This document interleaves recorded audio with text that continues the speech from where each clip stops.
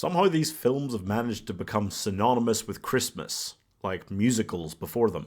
And frankly, I'm really here for it. Finished untangling it, not yet. What is this? CSI KFC?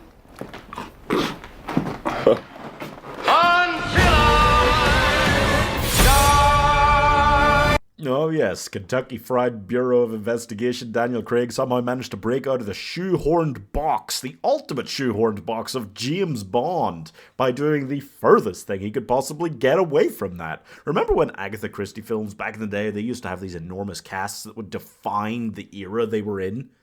I mean, Agatha Christie films still do that, but these are the modern equivalents, except they're not based on books. Every time he does this, one of these films, it's completely original. Mad. Knives Out stars, oh boy, Ana de Armas, Daniel Craig, Chris Evans, Jamie Lee Curtis, Christopher Plummer, Michael Shannon, Toni Collette, Catherine Langford, Don Johnson, Ricky Lindholm, and Lakeith Stanfield. And that's not all, but that's good enough. So, Harlan Throbbey, an 85-year-old crime writer with a big fortune, big family, dies in mysterious circumstances, apparently a suicide, but just at a birthday party hours before his suicide, he gave reason to a lot of his family to potentially kill him off, and the world-famous detective Benoit Blanc is brought in to investigate further. But we know what really happened from the get-go, because his poor nurse/best friend, basically, Marta, admits and knows that she, in fact, killed him by accidentally overdosing him with morphine. So she's trying to walk the tightrope, keeping Blanc in the blank about this, and she's also revealed to be the beneficiary of his entire fortune, home, and everything he owns in his will. The twists and turns. Oh yeah, it's good. This is a film I didn't give enough credit for when I first saw it. I'm glad to have the chance to revisit it properly, because what a phenomenal story. The writing is sheer excellence. This is funny in so many ways, and some of them are really subtle, some of them are right out there. It does both for all types of comedy and all types of audiences. This franchise feels like it's built so that anybody could enjoy it, which is difficult to do because a whodunit normally is either way smart or pretty dumb.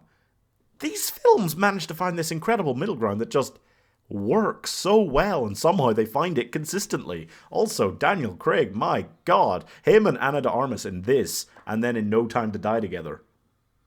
No two more opposites for actors ever. The thing beyond any other whodunit that makes this stand out is that it's so incredibly rewatchable, to a degree that I have actually been able to enjoy it more every single time I see it, more and more. Something that is the complete opposite of how most whodunit films work, and it's so incredibly impressive to see it pulled off like that. And additionally, the writing is so goddamn good that even if this was played straight, even if it wasn't kooky and bizarre and funny, it would still be excellent.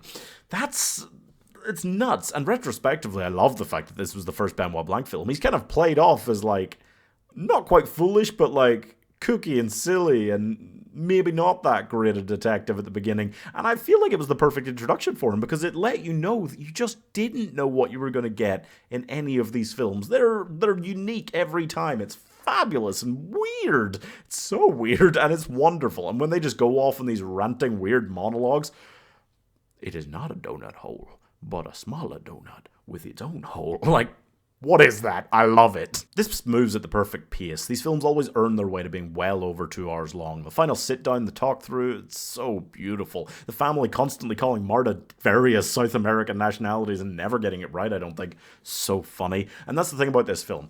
First time I watched it, and I feel like a lot of people would feel similarly to this, you notice how great a crime film it is pretty quickly. But you only get some of the comedy. Second and third times I've watched this, I understand and see more of the comedy behind it, and I just think, wow, it's genuinely phenomenal at both. I don't think I'd find many people willing to argue with the fact that this is basically the best whodunit film of the 21st century. Such a traditional take on it.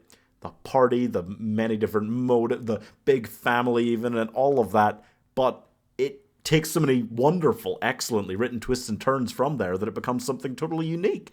And what other whodunit film's been able to confound your expectations in this way anytime in the last, 20, 30 years? Honestly, it's nuts. I love it so much. I think Benoit Blanc is basically just Hercule Poirot, if he was not so obnoxious. And I'm giving Chris Evans' America's Ass whole 4.5 stars. I mean, genuinely, I know that a lot. It's tough. It's tough for a whodunit to really like make a big mark nowadays. Anything like this, I honestly, it's one of my favorites of all time. Maybe not quite past Clue. Clue is a goddamn good movie, but it's like it's up there, you know. Subscribe.